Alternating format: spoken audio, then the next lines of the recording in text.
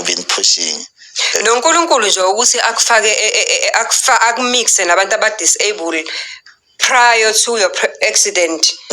That whole process nje was just a preparation ukuthi vele kahle kahle i-calling yakho ila. It was a preparation ngendlela ukuthi vele i-calling yami lapho ngendlela ukuthi vele ngimotivate mangizohlala phezu ko-wheelchair ngiyeza ukuthi hayi man baphila ngisinaba abantu ngizophila nabo. I understand. Yes. So and then the other thing I left behind, I was also a Kwaito star. Is it? Yes. Jack of all trades. And then I even danced for Madiba's birthday in 2005. He was turning 87 years. Wow. So I jumped out of my wheelchair, ran and dance. As Baba Mandela suke students ngokugijima la ngimafuna ukumbamba njengesandla. You know, bezijikile izinto.